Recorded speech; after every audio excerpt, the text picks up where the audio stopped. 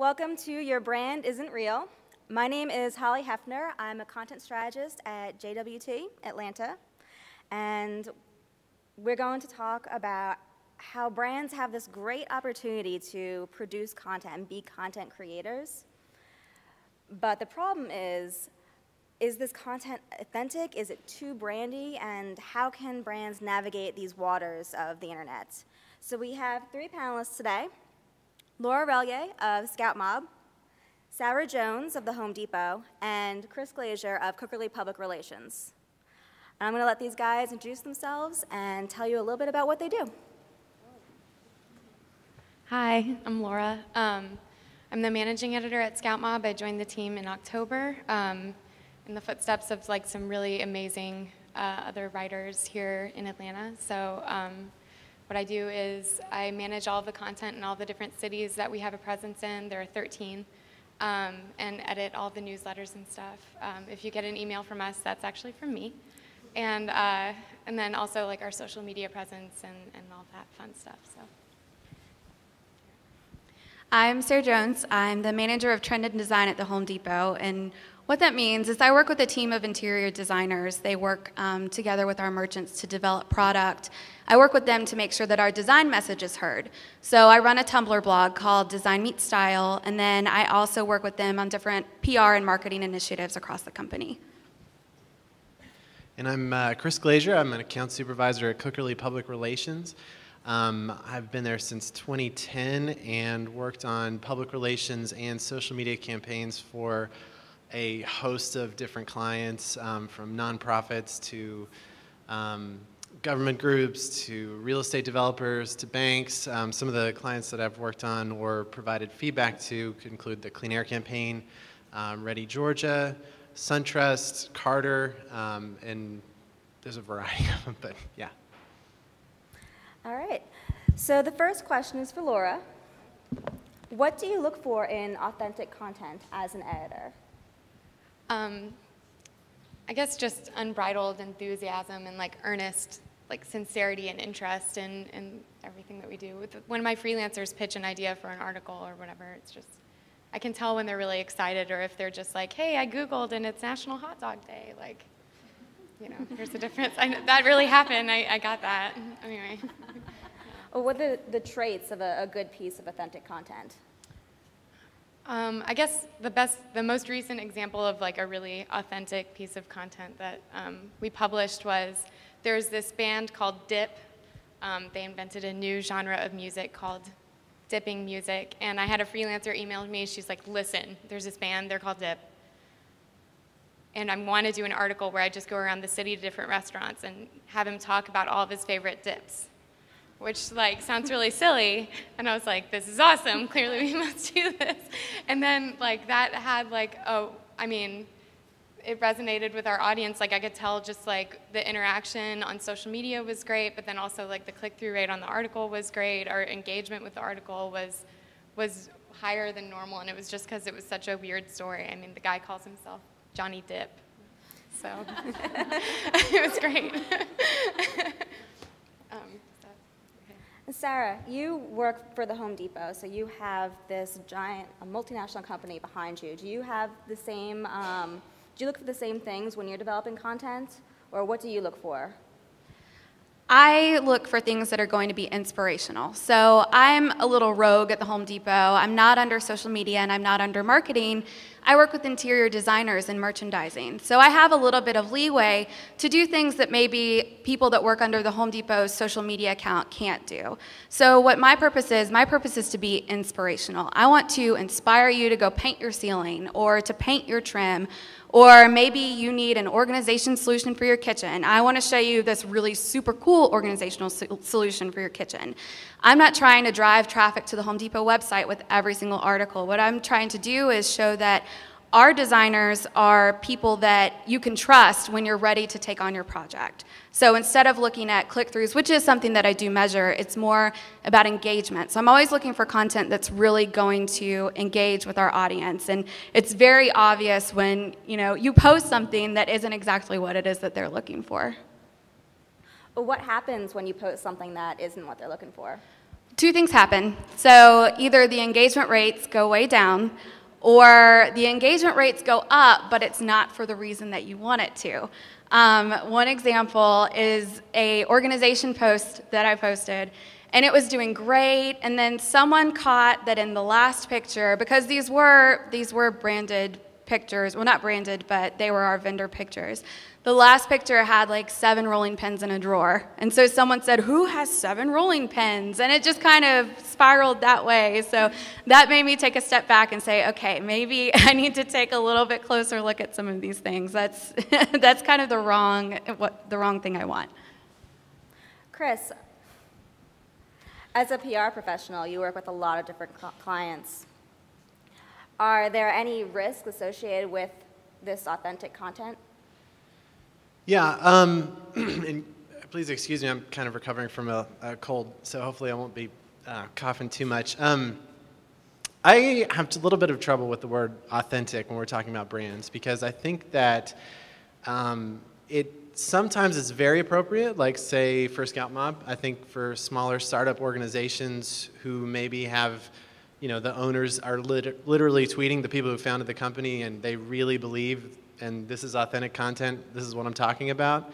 But when you get to bigger brands, I mean, authentic becomes a word that is almost just not appropriate. We're talking about people who are paid to present a brand on a certain channel. And I think it's a little bit more what Sarah was talking about it.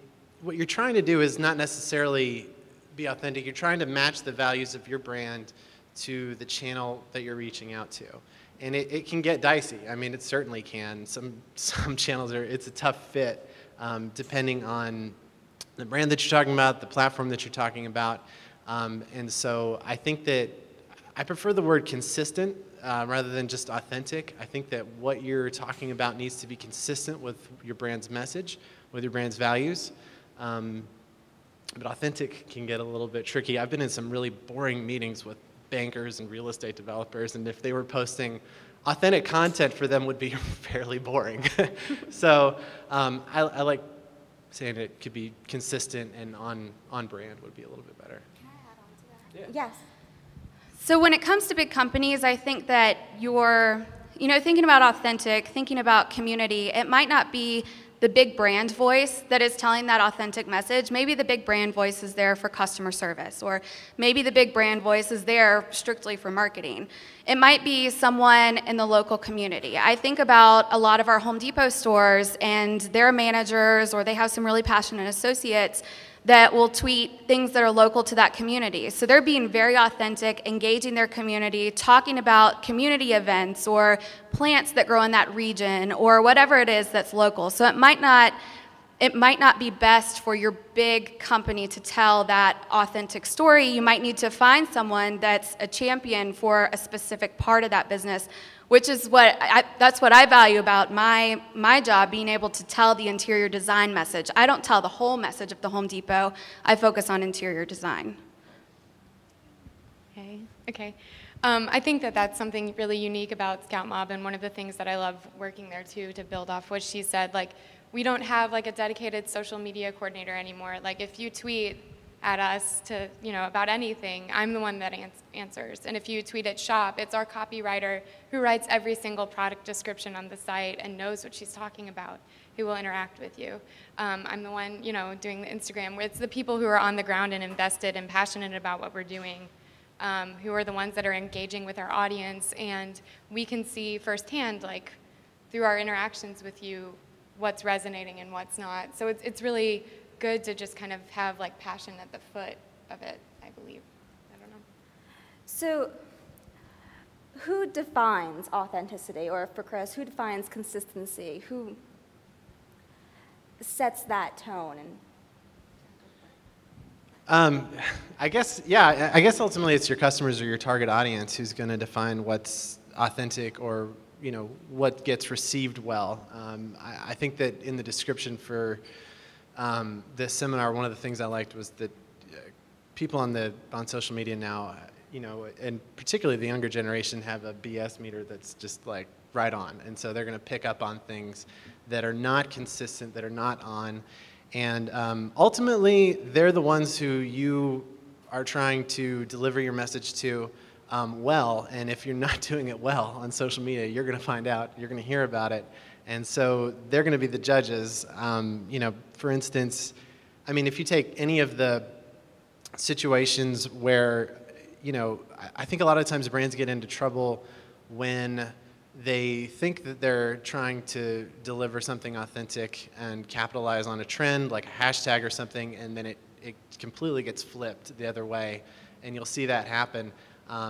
Ultimately, we're talking about big corporations or small companies that are participating in a channel that was probably originally designed just for people to talk. And so you're just trying to fit in as best you can and deliver your message without, you know, without making them go crazy because you're interrupting their, you know, their day with what they really wanted to talk about with their friends. Well, let's talk for a minute about brands that got it wrong. You had mentioned brands using that hashtag. Would you mind explaining that?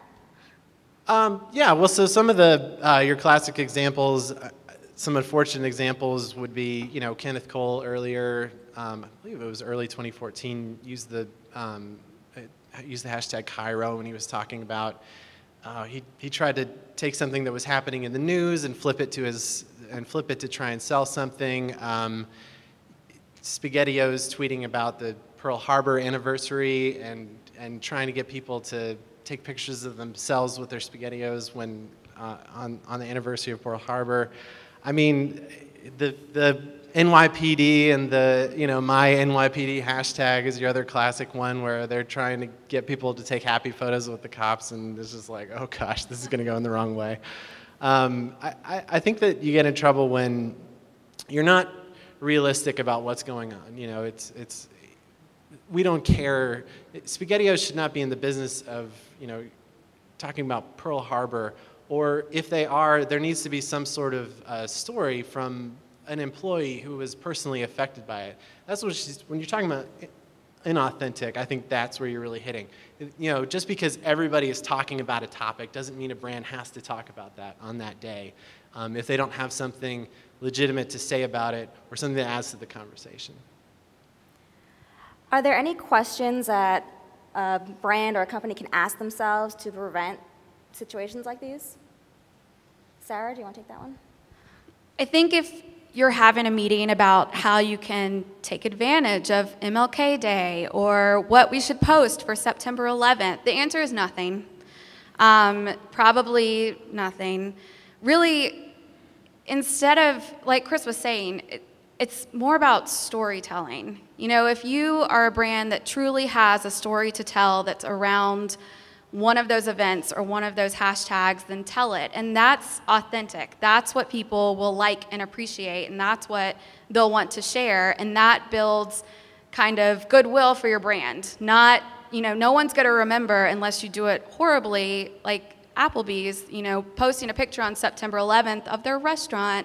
You know, we remember those September 11th. That made no sense, and people remember it in a very negative way. No one's going to, you know, say, oh, they didn't post about this holiday or they weren't part of this hashtag. It's just, most of the time, it is not a good idea. I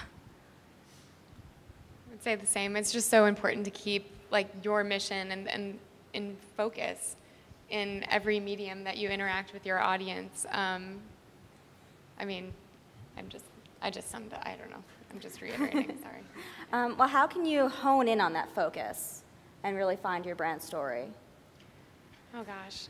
For Scoutmob, the thing that I really think about first and foremost is, like, I put, like, my own interests aside, and it's like, okay, like, what are we here to do? And I always define our voice as, like, we're supposed to be, like, the inside, like, neighbors who have lived here all of our lives, like, in Atlanta or whatever city we're present in, and are just, like, super terribly excited about what's going on in the city and want to, like, give you the inside scoop. Like, we want to send you to, like, JCT Kitchen, and we're going to tell you exactly what to order, and we're going to tell you, like, the name of the host, and, you know, like, you're going to feel like we want to give our users the experience of, like, feeling like they're going into a situation with, like, the inside scoop.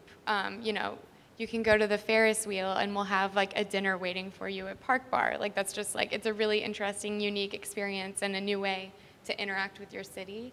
And if it doesn't really have anything to do with that, then I'm probably not going to write about it. Or if it's, you know, we don't really interact with large brands on, like, you probably won't, I mean, no, I can't think of any large brands that you'll see on the discount app. We have a curation meeting like once a week for Handpicked, where we go through, people will pitch like really big restaurant names at us, and it's like, well, they're a national chain, like that doesn't really make sense for us. We're going for the grassroots people. So, I mean, Dave and Tivani have always been really diligent about keeping that authentic voice, and it's something that we all like carry really close to us every day. Did you guys want to? I think that going back to having that, you know, your mission statement, knowing what it is that you're trying to achieve, what it is that your company is trying to do, and you also can tailor that mission statement to your different channels.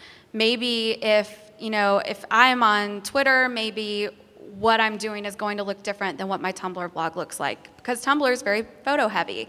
You know, Instagram should look different than what you're putting on Facebook. You know, automation, I think, is a very negative part of social media, and you should have your overall social media mission statement, and to keep it authentic, kind of break down what that looks like for every single platform. Okay. Oh, building off what you said, Sarah, you said Tumblr and Instagram, all these platforms. Are there any platforms that lend themselves really well to authentic content? Yeah, I think it depends on the brand. We always, you know, whenever we start working with a new company, a new client, we will take a stock of what they've got doing and try to match up the right platforms to their traits. So if you are Home Depot and you have 1 million pictures and you've got all these things that you want to share, Pinterest is a fantastic, fantastic medium, and Home Depot does it extremely well. They've got ideas and they're sharing all of this content. Whereas if you come from a B2B company and you really don't have a lot of pictures, then if you're trying to share some stuff on Pinterest, it's going to come off looking pretty darn inauthentic. That kind of goes in line. So, like, you guys probably know, like, Scoutmob is kind of divided into 2 segments now, like the local deals platform that we kind of got our roots in, and then Shop, which is an e-commerce site, Shop by Scoutmob. And we have 2 very different social media presences, and we all meet from the Shop side and from Scoutmob once a week to talk about our social media presence. And there are things that work on the e-commerce site, like Pinterest, incredibly, but I mean, you won't see me posting. I mean, you won't see like Scoutmob, the local purveyor, on Pinterest as often because that's not our outlet.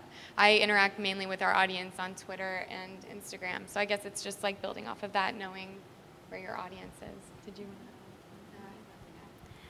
Is there an entry-level platforms that companies should look at? Going back to there's no one size fits all. It really just depends on the company. You know, if you're a commerce site, looking at Pinterest has a lot of value. If you are trying to inspire, looking at Tumblr has a lot of value. If you have a certain demographic that has a large presence on Facebook, maybe that's where you should be. It really depends. I would say though that no matter what, having some sort of blog, whether it's a microblog or whether it's a WordPress blog or a Blogger blog, having some sort of blog that you can also share and link to on those social media sites is very important. Oh, why would you recommend a blog? I would recommend a blog. You know, there are the obvious benefits of SEO and things like that, but blogs let you tell stories more than a Facebook status or more than a Twitter update. And blogs are also something that you own.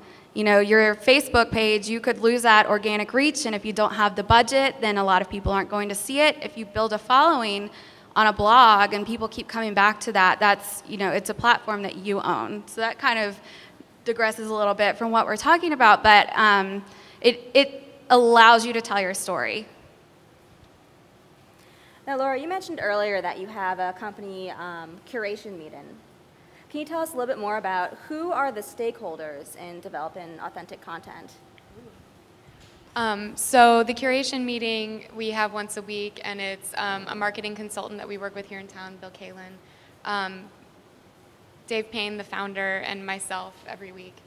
And like, you know, different people have, you know, been involved in this meeting throughout time, but like usually it's the editor, our marketing consultant, and the CEO, and the sales guys bring it in, but I mean, we're the ones that actually look at what they're pitching, and we're like, I don't know, do we want to work with that company? Or like, okay, well, a good example of this is we did a handpicked deal with the Highlander, which I don't think, it's kind of, you know, it's an awesome like heavy metal bar, but I don't think people would be like, I'm gonna go take my date to the Highlander, but they have amazing food. So we did like a curated experience where we're like, okay, but what's amazing at the Highlander? Like that's kind of like what we think of. And then there are also like, that's where we discuss like, oh, this, you know, this brand is about to do a second location on the west side. We'd love to do a sneak peek dinner. And then we kind of just build our calendar a couple months in advance as we go along. So we have a game plan.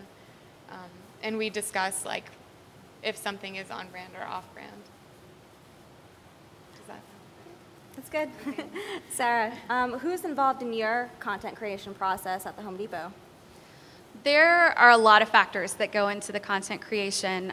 Since I support a bunch of different categories, pretty much if it's anything that has to do with decor, whether it's lighting or patio or paint or kitchen or bath, or it goes on and on and on, trying to get a pulse on what their marketing people are working on and seeing how I can incorporate that into my calendar, that's always important. And really, under merchandising, my trend and design team, it's very important for this blog to be successful to make them look good as well, which is kind of my primary goal. My position was created a few years ago at the request of the CEO, who wanted someone within trend and design to tell the trend and design story. He didn't want social media to be giving interior design advice because it's not authentic. So kind of all the way up to the CEO, obviously that's not a day-to-day, but the success of the blog is important up the chain. So, I guess in summary, Chris, who at bare minimum needs to be in the room to start having these conversations about authenticity and consistency? I mean, it needs to be at the top level. I think that when we've had the biggest struggles, it's been when we're not getting buy-in or communication with the C-suite executives who we're working with. When they have a buy-in and they understand the goals of social media, what we're trying to accomplish, I think that makes it so much easier. As far as like who's involved when it, you know, who gets to determine, I mean, you know, obviously we've got a variety of clients across the spectrum, but I think that the best content that I've ever worked on is when we have communication with both the higher ups, so you're talking a big picture strategy, these are the messages we want to deliver, but also you can get in touch with the people who are on the ground and doing this stuff. I think that my favorite posts are always when I can get a hold of somebody who's really either working with customers or working with our target audience, or you know, is telling me real stories from people. Those are the kinds of things that just make social media pop. Those are the kinds of things that that really make it authentic. And so I think that you need both. I mean, you need the big structure and the high level strategy on the top. But if you're not communicating with what's going on in a store at Home Depot or what's happening in the restaurants at Scoutmob or whichever client, it's not going to work. It's going to come off as generic. It's going to come off as trite. It's going to be boring, and then you won't have no more followers. Let's talk a little bit more about the logistics. When you're developing this content, do you need an award-winning photographer to get that imagery for you? What are you looking at as far as actually creating the content? So I do a little bit of everything. I plan the content, I write, I take photos, I do DIY projects. I was telling them earlier, I often come home at least twice a week with paint all over my hands. So it's really, I think, to tell an authentic story, you really kind of need to be someone that can do a lot of different things. Now on my blog, all those beautiful pictures are not all pictures I take. I, of course, have wonderful assets that I can work with, but there are a lot of times that I see something inspiring out in the community, like, for example, a light fixture at a restaurant, and I'll take a photo of it with my iPhone and blog it, and people like that. So it's just, you can have a big budget and do beautiful things, but you can also have a small budget and do beautiful things too. You just need to have someone that has a lot of different skills, or either work on those skills yourself. I guess before an article gets published on our website or anything, like, I approve of everything first and foremost. But when it comes to the actual deals, it's kind of the same thing. You wear a lot of hats. If you see a hand-picked deal and the photos aren't attributed to someone else, then I took it. But that's just because I have an odd background where we all have odd backgrounds, right? So I just happen to be trained with a digital SLR camera, that's all. So, yay. But I mean, that's good because it means it's like hands-on from the beginning. I know what the best pictures were, and because I was the one behind the camera. But I don't know. It's just good to have people on the ground level from day in to day out, like, with every step of the way. It's the people who are passionate and doing the work that, inform that content. Did you have anything to add? So where does user-generated content play into developing an authentic story? Ooh, those are always fun. We do articles every once in a while. I'll, like, tweet, like, hey guys, what's your favorite farm-to-table restaurant? Or, goofy things. Best day of my year last year, we got to tweet out, what are your favorite dog-friendly patios? Please send us photos of your dog on its favorite patio. And the results were joyous. I pretty much got puppy pictures sent to me all day, which I'm a dog fanatic, so that was my dream. And it turned into, like, a really fun, engaged article where, like, you ask a person to take a picture of their dog and it shows up in an article the next week. They're gonna share that article. So, like, that was one of our, like, top contenders. In New York, we did an article where we got aggregated content and feedback from Twitter. It was our all-time most popular article, and it was also about puppies. It was where you can rent a dog for a day. And also our second most popular article of all time was partially aggregated, like, through Twitter. You'll read it again this year. We update it every year. It's released on Valentine's Day, and it's Where to Drink Alone. Kind of depressing, but also true. But it's, like, interacting with that, people, like, they want to see their name land in their own email inbox, so it's kind of fun to do that. I think that user-generated content shows that you care about your community, that you care enough to ask their input and then actually use it. And like it was already said, it makes them share it, and it makes them share it with their communities. So you're really spreading your message a little bit farther. Are there any risks with asking for user-generated content? Yeah, they could not send it, and that's not fun. Whenever we use user-generated content or come up with an idea for a client, it's got to be something that is fairly easy to get a hold of. If you're asking for a lot, you're probably not going to get a lot of responses. And I mean, there's the obvious one of if you're asking for something that could easily be turned into a negative, you're asking for trouble. But most of the time what you're running into is, just people who just don't care.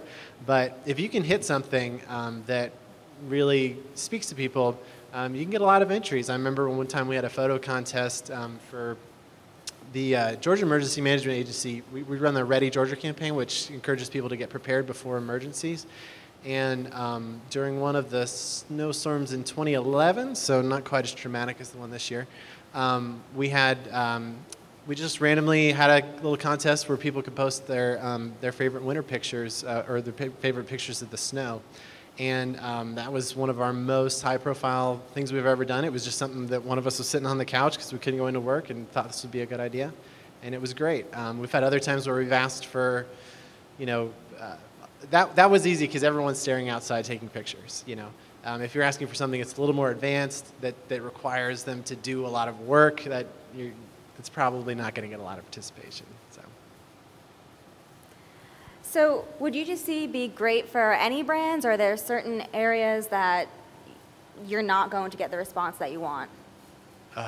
Yeah, I have some clients say, like in financial services, I would not be asking for user-generated stock tips or advice on investing in your portfolio or things like that. It really depends on what you're asking for. But if you could pull it off, like Laura was saying with the pet photos, it's fantastic. My favorite piece of content I think I've ever worked on was one year for the Clean Air campaign. We had a gentleman who had the idea to do a rap about carpooling, which turned out fabulous and is one of my favorite videos on YouTube. But yeah, so it can be fabulous or it can be an absolute train wreck. So let's talk about measuring success with authentic content. What are the things you look for to tell you that a piece of content has been successful? I'm constantly looking for engagement. Impressions, you know, it's great to see that people saw your post, but what I want is for people to interact. I want them to click on a link or tell their friends or like it. So for me, engagement is very important. And then also looking at your following, because if you're engaging and they're sharing and more people find that engaging, your following will go up. So those are the things that I look for. Both my creative director and I are huge advocates of Google Analytics, and you know, in the newsletters, I look through interaction with the emails, open rates, click rates, interaction. That way I check it every day. And then also with social media presence, just likes and just interactions, I guess, and if people respond. But I love having hard data. It's like my favorite thing. So that's something that I'm constantly monitoring as well. Yeah, we set up different measurable goals for different clients depending on their needs. At the beginning of when we start working with somebody, we get down and figure out what their goals are. Are you trying to convert users into customers? Are you trying to spread visibility and raise awareness? Are you trying, you know, what are you trying to do? Engagement obviously is huge, but we will set specific benchmarks to measure against for. It could be for linking from your social channels, how much content you're gonna send to your website. It could be for the amount of impressions you're gonna generate. It could be for the amount of engagement you get, whether it's conversations or likes or shares. It could be a variety of things. And I think that that's the most important thing. After your mission statement, you need to figure out what you want to get out of social media. So what are you there for and what are you trying to get out of it? Because that's how you're going to gauge what your KPIs are. Mine, you know, I'm looking at engagement. You might want to drive actual traffic to your website so someone buys something. So it's different for everyone. Laura, you mentioned Google Analytics. Are there any other tools that each of you use to help you track and measure? I mean, she was asking. Okay, well, that's Google Analytics. Most of our emails are sent out through MailChimp, so I look at those like daily reports. Regardless, we use Hootsuite a lot. I use Bitly a little bit, but that's just kind of, I don't know, a quick check-in. I have a better reporting structure for links, and then Tumblr's native analytics are what I use right now. We usually use Google Analytics and Meltwater for our social monitoring. How often are you tracking your results? I hate to keep saying it depends on the client. on an ongoing basis. I mean, obviously you're looking at the posts as they come in, but we generally do monthly reports for clients to measure progress. If there's a particular promotion that we've got going on, we'll send an update. We'll send daily updates to the client depending on what's happening, but typically it's on a monthly basis. I wake up every morning and I pour a cup of coffee and I log into my analytics. And that is a true story. I am obsessed with data, and with my Tumblr analytics, I have to wait to see, how yesterday performed. My click-throughs I can track in a really obsessive way, which I sometimes do, but it's at least daily is when I'm looking. And then sometimes I'll say, well, I want to do another piece of content like this. How did this perform last time? And I'll go dive into the analytics and see how it performed. So I check them a lot. But as far as reporting, I report to my team weekly, and then I report to a larger team monthly. There are 4 windows that I always have open on my computer, and it's my editorial calendar, my inbox, my analytics feed, and Twitter. So all the time. I report, and I have meetings 3 times a week with Dave and with my creative director. So what happens if something goes terribly wrong and your users are blowing up, they are upset with a piece of content you've posted? What do you do? I think the important thing there is interaction. I honestly, that hasn't really happened that I can think of. I'm really coming through my head right now. That hasn't happened with us since I've been there, but I get there's a daily person who's like, oh my gosh, you email me all the time, and then I'm like, hey, sorry about that. Email me here, we'll get you taken care of. That seems to be one thing that is kind of just consistent, because we all get so many newsletters in our inbox all the time. I'm not an exception to this, and I understand. But it's just monitoring and interacting and being honest with the people that, with your audience when they engage with you, and taking that into consideration moving forward, and not making the same mistake twice, I guess. And I would also add that when you're interacting, that you need to think if it's something that you want to broadcast, because sometimes if you make a mistake, you shouldn't make the mistake twice by telling everyone, look at this mistake I made. If not everyone has seen it, it really depends on the situation. Maybe it's something you need to address with a certain group of your community. Again, that's going to depend on your following, but it is something to think about, because I'll have some pieces of content. It's happened to me twice that have just run awry, and I remove them and I go back to posting good content, and I haven't suffered because of that. Now, if I were to take it down and then post something about, sorry about that terrible piece of content, guys, that's not something that works for my platform. But it's something to think about. You might need to address it, but sometimes it's totally fine to take it down and go on with business as usual. This could go in a variety of ways. We do a lot of crisis management at Cookerly, and so I'm generally the person that's called in, even if I don't work on the account, to add the social component. As far as sticking with the trend of this, as far as being authentic, I think that one of the most important things is if something goes wrong, on a big scale at least, or even a medium scale, you just need to be honest, upfront, and engaging as fast as possible. We have standards set for certain clients. If there's an emergency situation, we'll have a tweet up with at least a post that we're aware of the situation, and we'll be providing more information within 5 or 10 minutes. We have different protocols depending on how serious the potential issues could be. But yeah, I think that probably the most important thing is providing timely, accurate information if something is really wrong. But like Sarah said, if there's something that, it's just some little small thing happened, it's not, you don't necessarily have to be like, we screwed this up and let's talk about it some more. But yeah, when the big things happen, you got to be aware of it. You got to jump right on it. When we were working on the Ready Georgia campaign, and we had the snowstorms this January, that was an interesting couple of days. I had to take off any pre-scheduled posts on Hootsuite were taken out immediately. I mean, as soon as I got home in my car safe, I was on Hootsuite taking stuff down. But yeah, that was an interesting week. Anytime you get made fun of by Peter Sagal on NPR, it's always a good time. So. So if there is one piece of information that you'd like everyone here to take away, what would it be? And this is a question for each of you.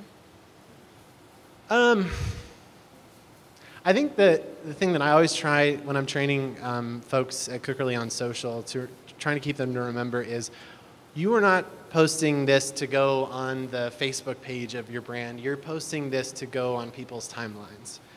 This needs to fit with their grandma's, semi-inappropriate comment raging about how young people are, how they're too self-involved, or it could also need to fit with your friend's post about how she just got back from her date and she's so happy she's on cloud nine. So I always try and keep in mind, it needs to be associated with your brand. It needs to be appropriate. It needs to be, but your tone has to match whatever platform you're on, or it's just going to come off looking inauthentic. It's going to come off looking like you're a big brand trying to fit in unsuccessfully with a medium that was really made for human interaction. So it's just matching the tone, always keeping in mind that your post is going to sit next to everyone else's, just friends and all that kind of stuff. I would say to figure out what's the point. Why did you choose this channel? Why are you posting what you're posting? Is it in line with your mission? Is it in line with what you're trying to use the channel for? Just figure out what's the point. Because if I'm posting, things about power tools, that's not going to resonate with my design community. So just kind of figure out what you're doing before you do it, the big picture. I just feel like I'm reiterating what you guys said, but I guess it would just be stay focused and stay engaged and stay enthused. That's it. Thank you very much. So now we're going to open up the floor for questions. And I see Sunny has one.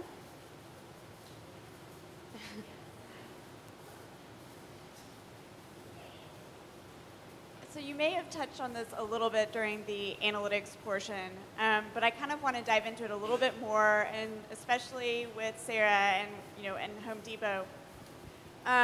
When it comes to measurement, are you feeling any pressure to connect what you're doing back to any sort of sales goals or big picture business objectives? Because what you're doing is so incredibly important, and it brings Home Depot into a really great area in terms of giving people useful content and useful information, but I see that is one of the most problematic places to be in when you're trying to measure against a bigger business objective. And tell me how you deal with that, and if you're starting to hear that, and if you don't hear it now, what will you say to them in the future when they come to you? So one of my things when I entered this role, I've been with the Home Depot since May, and one of my first questions was, well, who do I report this information to? Do I give it to different categories? And the blog was still fairly new and kind of being tested at that time. We were still working on building an audience, and there just wasn't a whole lot of reporting. It was kind of like, let's see how this goes, and then we'll figure it out. So that's been one of my missions, is to see how I can break out and show the categories that this blog is valuable. That, yes, you have all these wonderful social media assets available to you through our social team, but here's also this blog that is becoming a powerhouse. It's something that I'm working on trying to do, to show them how influential the blog can be, which the marketing people for all of the categories, they understand a difference between trying to inspire someone and then driving someone to take direct action. And when you're looking at things like kitchens, it usually takes 8 months for someone to decide they want to renovate their kitchen and then actually go through the process. So it's just a little different. And I think that, thinking about authenticity, I'm allowed to be in my little bubble where the reporting is a little bit different. But it is something that I'm working on breaking out. You guys talked a lot about the reporting tools that you've used, but how do you stay in touch with what people are saying, about your brand, or topics related to your brand and that content curation process? Are there any tools that you guys leverage? Sure. We try to, I don't know, I guess that's a combination of just, for us, trying to stay ahead of the curve and just reading and researching and keeping in touch with our contacts like on a daily basis. I'm lucky enough to be friends with like a lot of people in like nonprofits and arts communities, but then also in the restaurant community. And the people who have held this position before me were also incredible at keeping in touch and, you know, being engaged and friends with the community that we're championing. So I mean, I don't know if that answered your question, but just networking, yeah.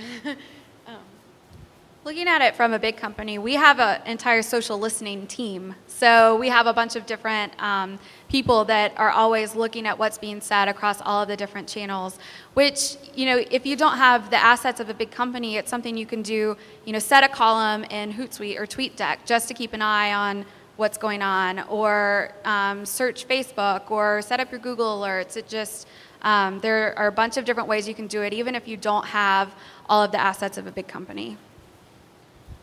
Yeah, and I agree with both of what y'all were saying. We do use Meltwater. There's a variety of tools out there, listening tools. We've used a whole host of different ones, Brandwatch, Focus. Yeah, we'll set up different listening devices and search queries for different clients. But for some clients, they don't have a budget that can handle something like that. And we'll either work with them to set up, you know, lists on Twitter, to search on Facebook. I mean, you can do it. It's helpful to have some of the platforms and stuff if you've got big brands that you're searching across. But you can do it even if you don't have much of a budget. So we've talked a lot about authenticity with your outbound content, but what about customer service on that inbound content and hiding messages, that sort of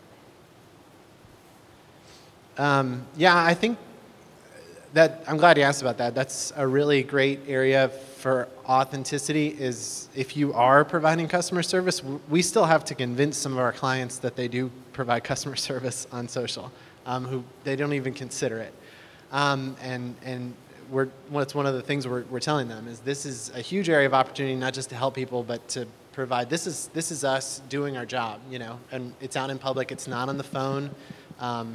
But I'd say anytime you can respond to negative commentary, if as appropriate, it's good. The only time we ever recommend deleting or going after people is if they're writing things that are either inaccurate or inflammatory, or if they're using inappropriate language or those kinds of things. But if it's just negative, that's where you got to respond and do it quickly and honestly.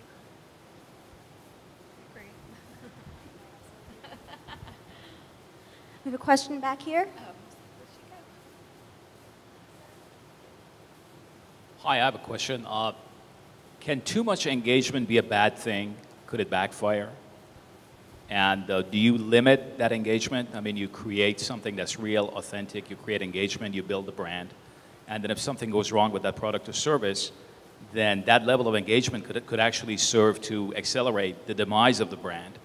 And how do you manage that? How do you, is there a limit to how much engagement you want? Sure. Yeah, we do, in certain situations, particularly issues management or crisis situations, we will try to limit engagement on things for our brand. It's not that we're not trying to be responsive, but you know, we're not going to constantly bring up a negative topic just because. You know, we will provide updates as they need to happen, and if there's important information, we'll deliver it timely. But I don't.